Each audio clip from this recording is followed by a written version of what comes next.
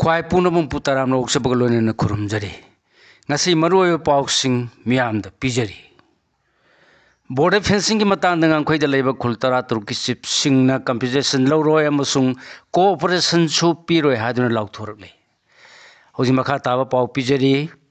manipur da illegal immigrants singchang silaktuna state asigi reserve protection forest ki kokthokuna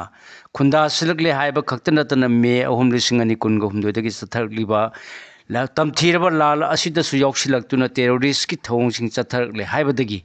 manipur gi miya maru oina tapaki miyo singne indo myanmar paring da sambal khaba gi thabak athu matam da losin gadabani haiba yauna ngamkhai paring asida sana lamba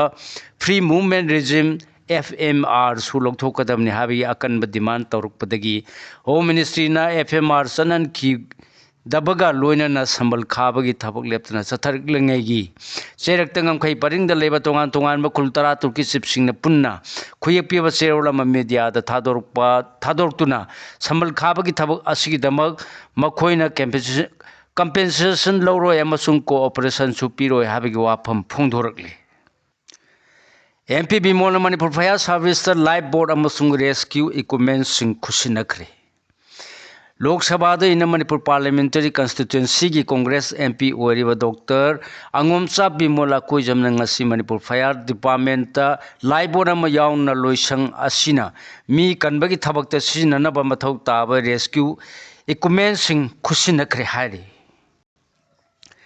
ahingda supaina laman sarga modbung khunauda eviction tawkre Sengmai Assembly Constituency ki MLA dingo boycott tawkre Thasigi Kungatariat Impal West District Administration ki Maikaidagi SDO Lam Sang Lusingba official sing security force Naduna Sengmai PS na Koliba Moibung Kunau the Labor Community Hall Yauna Criminatarian Singba Singbu Encroacher ni Haiduna eviction Taunaba Honarapada Kulasiki Yana Nupi Singa Munarapagalonia Nupi Sing Akan Mamong the Tingbadagi Eviction holaga makha chathabangam dana leira khrabasung asinungarom daigi mamang ahingdagi district administration yamlaba central forcing na lanban saduna koshinduna thamlaga square better marisina duna khulasi community hall communitarial public toilet complex amadi guhana singba eviction tawduna takthokre hairi District Administration na nampu the force amasung machinery singsi naduna sathaki ba thawng asi Sengmai SG MLA Haikam dingo gi khut yawi haina maran siduna MLA sibu SC gi manung chaliba moibung khunau da salakpa yaroi haiduna boycott tawre haina laukthokre hairi ganja punam honaram banaha ani airport ki phare Imphal dagi paigada flight amada tungduna ganja kilogram kungama thoi dasmik Samliga kun puduna chatna bhonaram banaha ni ngasi security force na fare hari farba sing nagamapa lama ban bekai dagi laisram bikas chahi kun amasung tayen kolom leikai tayen mapal dagi ngangbam nensal maite chahi tara mapal kawi hari lamlagi MLA power paidre haraglabani na MLA leitraba su yarbra asoibam deben Imphal East ki Lamlai Assembly Constituency gi manung chaliba Khurai Lamlong Kathian dagi nungpo pangna chaliba tinsit lambi paringi Sanjembam amasung Takhel Khumbi hairiba khul ani asi phauna gadaba lambi matek ama matam kharagi mamangda sengor sagatpa horum labasu mapung phana loisilam dana lepthokhiba kuirakle somnategi foot sanga muktamak sangba khulani gi marakta phauna gadaba lambi gi saru asi semba hagulam laga mapung phana loisilam dana tokthokkhibagi matangda khunja singna lamlai gi MLA da chatuna hanglubada makti hojik pawar mata paidre aduna karimbata tawba ngamdre haina phongdorok le hairi Wafam asi haukiba kumjali singani kungani thoida pangthokiba tarani thoi suba Manipur Legislative Assembly mikhal da lamlai asida Congress mirep oikiba asoibam debena pangmi singda phongdokhibani Saitra ma thogi nupa masa ama nongmai maruna pale ngarang numdang pung nipal nga makhairom tarakpada malum mamang leikai da leiba masagi chahi tara ma thoi khakta ngairiba sagol se mani thoiba pokpa S basanta ko nupa macha ama kadom dagi lakpo no khangau da banongoi maru ama no ma ki oi thangma pambom da pan badagi rims ta laikan nakhre mahak sumang da sanaduna leiringai da thodok asi mayok nakhibani adubu phibam luna sokta badagi rims ta layang laba matung da mayum da putharakle thodok thokpham da nambon police laktuna yingsin kre hairi Manipur दगी मियो यानी मेघालय दा लुपा करोड़ 2.5 की heroin गा कोनना फारे कांगपोपी अमसुंग सुसामपुर दगी मियो यानी मेघालय दा ngarang numidang athengmada malem gi kathel da lupa crore 2.5 gi mamal oigadaba heroin gram 9.12.humfu ge konana phare hairi lamlong dagi minu thong phawba gi de eviction taroi dabra USU haukiba thakhar gi mamang dagi manipur gi tampak ki lam mafam kaya da pia lenga na lona yada ba mawong da lam khopsin ba yum kai sajilam ba kaya tak thok pagi thoram thabak sathargli ba situng yai fana ba khongthang ni haina Union of Social Upliftment USU khurai lamlong general secretary TI Suresh ki cherola mana phungdoragli kongba turen gi torba nimfan urkhul lambi ayang pali porompar hatta konung mamangi lamina singba kaya su eviction gi mafam chathaki aduba lamlong dagi minu thong phawbagi imphal urkhul lambi matek asigi nagyet ki di eviction gi mami taba udri hairi lambi matek asi asuki matik pisilakpana maram moiraga miyamna chathok chasinda yamna khudong thiningai hore masigi matang da club sigi maikai dagi lamlong dagi minu thong phawbagi lambi paring si eviction yaudabra haina hanglakli yaurgana hojik phawba eviction gi thabak thengthari bagi maram karigino athu matam da lambi matega si su eviction tawbiduna miyam gi awaba kohon binaba disi gi puning chingsilakli mera resam mera abhiman gi makhada IDP singda mugatil yokpagi takpi tambikre Bishnupur district ki manung sanbak kwakta da hangliba relief camp ta leiriba IDP singidama mugatil yokpagi matang da awareness program amang asi pangthokre India Lenga ke Ministry of Textile gi miyeng makhada Central Silk Board Regional Sericulture Research Station Mantripur kia amasung District Sericulture Office Bishnupur ga punna sinkiba thorum sida scientist DN Head Dr. S. Subarani Koktagi Sericulture Training Institute ki Assistant Director N. G. Binodini Bishnupur District ki Sericulture Officer K. Tahir Laima Chanu Amadi Koktagi IDP Singi Convener su oriba Social Activist NG Abungna Singba su President Member Sing oina saruk yaki hairi Fire and Life Safety ki training si yamna toina pangthokpa mathau tai S. Subas Fire and Life Safety ki training asi lamdam chida yamna toina pangthoktuna orientation piba mathau tai masida expert singi excellent taunaba sina hai singba amadi Khangbagi sang hengal katawribani haina Manipur Lenga ke Additional Secretary Home A Subhas na phungdokre wafam asi Manipur Lenga ki Manipur Fire Service na sinduna hospital amadi nursing home singi tawlak suba oina nongmagi we fire and safety training program ama nation first address 75 campaign ki saruka moina ngasi Imphal da leiba fire service ki headquarter da pangthokpada athoiba mithungi waron period don mahangna phungdokhibani Panthau Sanglen Laipung Halau Thongni Ilat ki tareni chanbada inat ki jagoi isai utkre Maitei ina lining masak takpa Maitei lining e masak oiba kunthraga mathoi suba Panthau Sanglen Laipung Halau Thongni Ilat meragi nongma panbadagi lakliba October 2 phawbada chathagadaba thauramgi ngasi tareni chanbada leipak miyamgi thongni thauramga loinena inat ki jagoi amadi isai utkre hairi Jiban Hospital the health camp pangthokre Imphal sinba thungna chathariba swasthya nari sasak paribar abhiyan healthy women empowered families campaign gi manung channa ngasi Kakching gi Jiban Hospital gi auditorium da health camp ama awareness campaign ama pangthokre Tharum si Kakching gi Jiban Hospital YN College of Nursing YN College of Paramedical Sciences na kusamnaraga sinduna pangthokhibani amarom ngasi pangtholiba health camp kam awareness campaign sigi manung channa college gi thakta HIV AIDS intensify IAC campaign amasung Manipur Lenga ki AIDS prevention and control unit thawana state AIDS control society Imphal gi miyeng makhar pangthoki Thaurum sing simaru oina laiba sida nupi singi mapanghan kangkhal hannaba amadi masama uphana thamnabagi pandam da paikhalakliba Thaurum gi manung channa district asigi nupi singda su lenga ki maikai dagi paikhalakliba haksel ga mari lainaba yaipa thaurang singi matang da wakhan tahanabagi pandam da pangthokhibani hairi Gari ama lokha da tasinbada hum sokle maina singbada driver amasu sokle ngasi ayu pung taruk ka makhai rom tabada national highway kunthra ga taret imphal jiri lambi paring da jiri bam rom dagi imphal tamna lakpoda toksem police station da konba kambirol manaki kaifudai kuki khulda bolero camper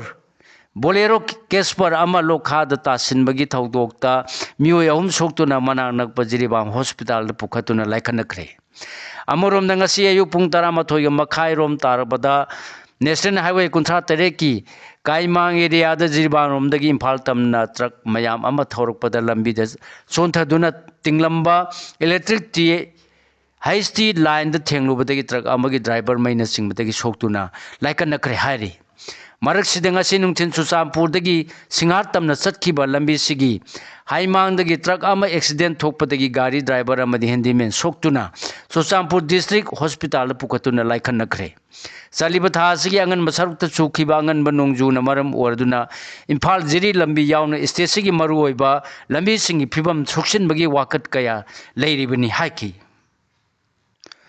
Yumnam Huidrom amade Sandan district Rashtriya Poshan Maha gi thoram pangthokre India lenga ki Ministry of Information and Broadcasting Central Bureau of Communication CBC Regional Office Imphal na sinduna Imphal West District ki Yumnam Huidrom Makhale kai the DCP o ICDA ka khusam na duna nongmagi oiba Rashtriya Poshan Maha Special Outreach Program ama pangthokre Right Nutrition Healthy Life haiba hiram da pangthoki ba thoram maduda Imphal West 2 gi CDPO ICDS Sinam Tampa Yumnam Huidrom Ayushman Arogya Mandir Sub Center ki Community Health Officer Asem Anita Yumnam Huidrom Makhale kai sakot Thaurang Nupi Lupki Secretary Sapam Dayani amasung khungang asi al singna saruk yakhi hairi Rims World Heart Day ka mari lainana free ECG camp pangthokre Rims ki staff na private practice tawbagi matang da sengdorokli Regional Institute of Medical Sciences RIMS na sinduna World Heart Day ka mari lainana RIMS Hospital ki anoba General OPD block ta lemna ECG screening tawbagi camp ama pangthokre Swasthya Nari Swasthya Parivar Abhiyan amasung Swasthya Hi Seva gi saruk ama oina pangthokiba screening camp asi miyamda cardiovascular disease nganna khangdo hongna ba amasung matam chana layeng pathap chathauba ngamnabagi pandam ta pangthokibani free ECG screening camp adu RIMS ki director Professor G Sunin Kumar na yengsin ki medical superintendent Professor N Sanjeev Deputy Director Administration RK Mekol amasung drill Academics Professor L Rajesh Su camp asida saruk yakhi screening camp asida RIMS ki tungan ba department singi head faculty member nursing staff nursing officer amadi mahero singna saruk yakhi thorum gi saruk oina digital ABS identity drive yoga session NCD screening amadi nikse mitra enrollment singbasu pangthoki nakana marom da RIMS ki media cell na thadork pasirol mana RIMS ki faculty amasung staff sing na private institution sing da practice tawbagi matang da miyam da samam na balai bisi ki matang da sengdorokli Sherola sina high India lenga ki Ministry of Health and Family Welfare na RIMS ki faculty amadi staff sing na private practice tawba haibasi akan ba athing ba thammi masigi matungina mamang chahi gi July masung chahi asigi Augusta RIMS ta notification thoktu na private practice tawbagi mayokta akan ba section wa thamki ba laikre RIMS ki authority na asigumba thawung asi sogot pasu laite aduga maral leram labadi suspension yauna tungan ba action lokhana ba sem saduna lai hairi Dr. Pratita Charitable Hospital and Research Institute ki mapok kumon thoram pangthokre Thobal district ki khongjom da leba Dr. Pratita Charitable Hospital and Research Institute lingkat khibagi ani suba mapok kumon thoram ngasi hospital asigi campus ta pangthokre hairi makata ba pau pijari Manipur da Rajdharma Hanjilhalu World Mitai Council World Mitai Council WMC na Prime Minister Modi da iba siron pisindo na Manipur da Rajdharma Hanjilhalu haina demand tawkre Serola du da WMC na hai tha kun manga rom hena Manipur da tangdu leita da ba phibam lehenduna khudong thiningai oiba phibam kaya Manipur gi miyam da nakhoina thokpa tawro haibagi mawong da khangduna lehelaga India lenga na tumina yengduna leithokle Andak PM na Manipur da lakpira madu thagali adubu khongsat adu teman khibana kana pham khangkidre Manipur da mu hana tangdu leita ba hanjilang na bagi damak WMC na center gi khut yaudana Manipur da Raj Dharma hanjil handuna elected representatives singna lenga hanba leiriba assembly asina anoba lenga semangam daba natraga semning daba tarabadi dissolve tawduna miyam da anoba leadership khanbagi tong khudong chaba phanganba amadi New Delhi gi chinda chattaba Manipur gi miyam gi dama khanba responsible oiba lenga ama lehanba hairiba demand sing asi athubada miyeng changbiu haiki NSA lana sijnaduna social activist sonam wangsu phajin khibayaning de CPI Ladakh pu state route PU haina tha si kungamanga da Jammu and Kashmir gi maming leraba social activist sonam wangsuk na lusingduna sangsin kiba khongjang da khongjang loi singna leha da leiba BJP gi office mai tha dun mangan kiba madi police na mob control tauna ba blank fire tear gas cell singka pada mioi manga sikiba mioi marfu sokhibagi thodok ka mari lenena union Home Minister ki Pokta Makhada Sonam Wangchukpu NSA ki Makhada Phajin Kibabu Communist Party of India CPI ki National Secretariat na yaning da phongdoragli Manipur State Council CPI Office Secretary TS Robindro ki serola mana hai kumjali singani ka tarama pan Jammu and Kashmir da ki article sahum ga humbudra lokthok tuna Jammu and Kashmir bo Ladakh amasung Jammu and Kashmir hai na union territory ani semki cross border terrorism gi thodok handharakpa naron singna militant organization singdagi lapthorpa amadi moksa gi ingtappa punsida hanjilakpadagi CPI gi general secretary D Rajana Jammu and Kashmir bu mapung phaba statehood phanganaba union home minister da aiba seron piduna khanganki Hiram Sida Prime Minister Narendra Modi amadi Home Minister Amit Shah na Jammu and Kashmir bo amu hana statehood phangangani haina kayarak hana thajaba wafam kaya phongdorki adubu thabak oina pangthorak tabadagi social activist sonam wangchuk na lusingduna statehood pigadabani haina changsilakpa khongjangda mahakpu NSA gi makhada phajin kiba Narendra Modi lenga ki thawong asi miyam ge democratic oiba kholau singnam thanaba thorang lakpani haiki Sangnarabaiba M Rajendra lekhidre Sangnarabaiba Morangthem Rajendra ngasi nungthin masagi punapam tentha khunjaw mayai laikai da lekhidre mang masagi sahi marphuga mari sukre M Rajendra kumjali sing machama panifu mathoi gi February 10 ga manga da M Ibotomba amadi M Kumati Gunapati gi mapari oina Thobal district ki tentha khunjaw da taibang da khungdarki Mangna hinglingai matamda lairik yangkhai ga taruki mathakta pholangki badanatana booklet format ta lairik kunga humdoi su pholangki hairi Center na Jammu and Kashmir amasung Ladakh pu miraire road map ngakna chatpa ngamdre Amor Abdullah Central Lengan Jammu and Kashmir amasung Ladakh te state route hanjin hangani haina wasakkiba road map ngakna chatpa ngamdabana maram oiraga miyam da thajadaba amasung nungnangba pohalle thawong ase Central Lengan Jammu and Kashmir amasung Ladakh pu miraibani haina Jammu and Kashmir ki Chief Minister Omar Abdullah na phungdokre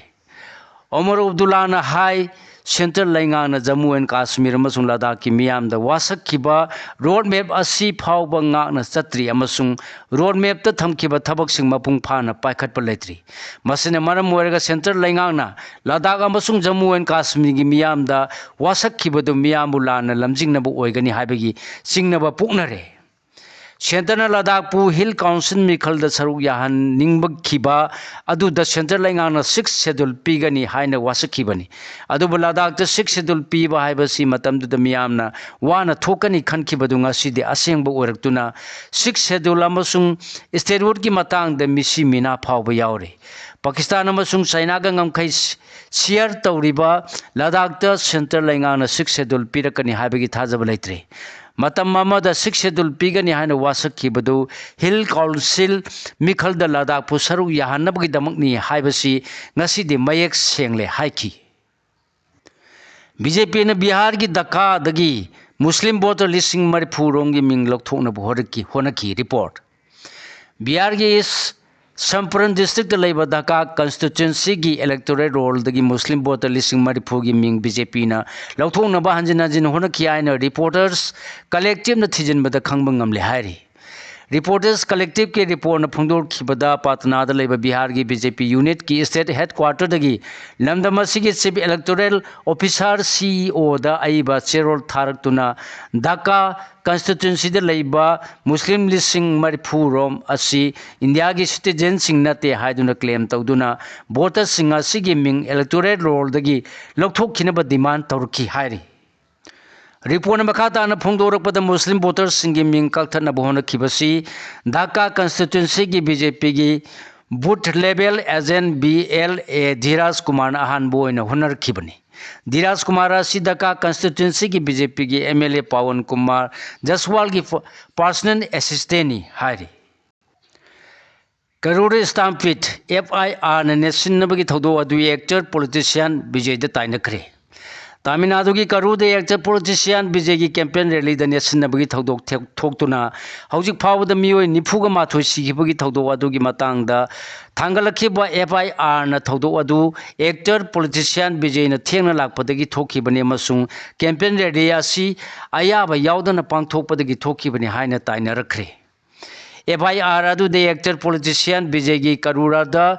पांगथोप campaign rally असिगिदम मियोय लिसिंग 10 रोम तिनबा याबा मफम अमसुंग security की section थौरांग लखुटकी अदुबु सरुग याबा लाखिबा मियोय लिसिंग 50 रोम सुखी मिया मदुना क्रिक इनन लेरबा फावबद एक्टर पॉलिटिशियन विजय मफम मदुना मतम सांगना यौरखिदि अमसुंग महापु ngaikhiba miyamgi marakta nupi angang kaya mi sin maduna maram warga wan thapa yaurkhi actor politician Vijay न थौरमसी मतम चाना होरम लबदी नेसिनबगी थौदोक थोलम दब याय विजय न मफम मदुदा यारुकनबा होनबदा पुंग मरी हेना थेंगथकी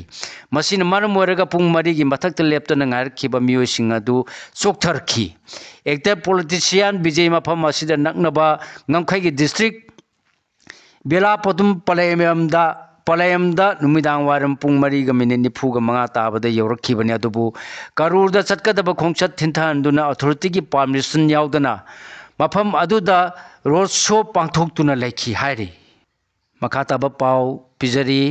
लेहे एपेक्स बॉडी न सेंट्रल लेंगा कवारी सारोय हाइख्रे